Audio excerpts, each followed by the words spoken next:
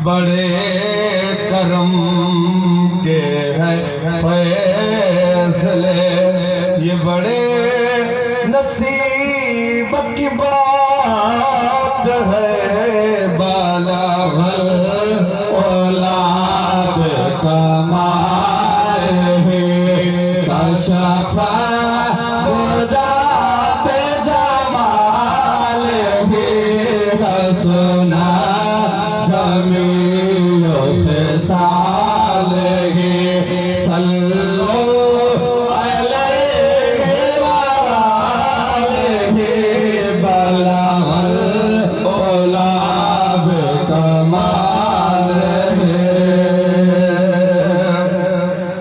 दोस्तों जॾहिं महबूब जी आमद थींदी आहे न पोइ तव्हां ख़बर आहे त मौसम मटिजी वेंदी आहे ऐं ईअं लॻंदो आहे त ॼण महबूब असां वटि अची वियो आहे, महसूसु थींदो आहे।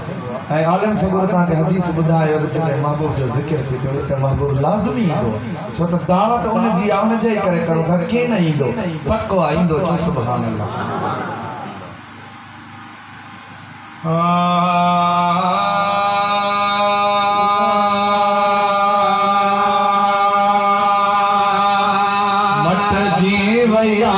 मौसम पक सा सजण अचई थो, मट जी वया है मौसम पक सा सजण अचई थो, मट जी वया है मौसम पक सा सजण अचई थो।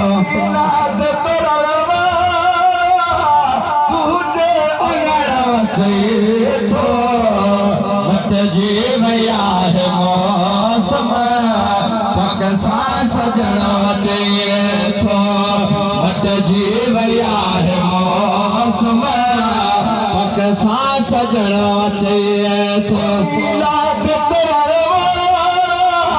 मदनी अगण अचे थो, मट जी वया है मौसम पक सा सजण अचे थो, मट जी वया है मौसम पक सा सजण अचे थो। दावत तो कई अचे जी वरणी अवागत जी, दावत तो कई अचे जी वरणी अवागत है जी, दावत तो कई अचे जी वरणी अवागत है जी।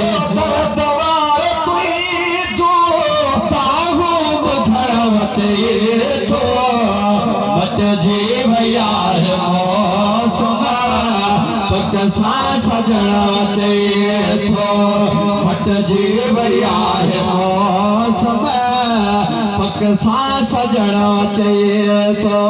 और वेही और बा सिर घर बचा बेघोर बा, और वेही और बा सिर घर बचा बेघोर बा, सब और वेही और बा सिर घर बचा बेघोर बा। किस्मत जो अज सितारो तुझ जो खुलण अचे थो, मट जी वया है मौसम पक सा सजण अचे थो, मट जी वया है मौसम पक सा सजण अचे थो। दिल भर जी ईद थींदी सजणन जी ईद थींदी, दिल भर जी ईद थींदी सजणन जी ईद थींदी।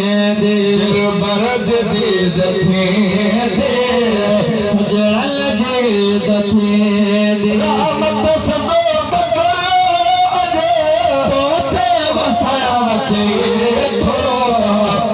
जीव यार मौसम पकसा सजण अचे थो मत जीव यार मौसम पकसा सजण अचे थो दिल में वहम न कर तो ॿियो को बि गम न कर तो दिल में वहम न कर तो ॿियो को बि गम न कर तो दिल में वहम न कर तो ॿियो को बि गम न कर तो जी साई सारे लहण अचे तो मत जीव यार मौसम पकसा सजण अचे तो मत जीव यार मौसम पकसा सजण अचे तो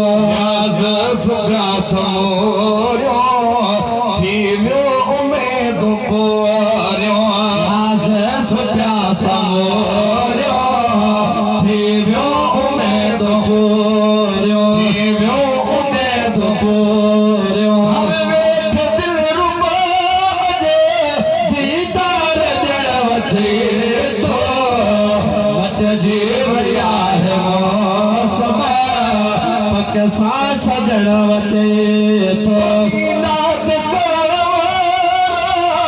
मदनी अमर वठे थो मत जीव यार मौसम पकसा सजण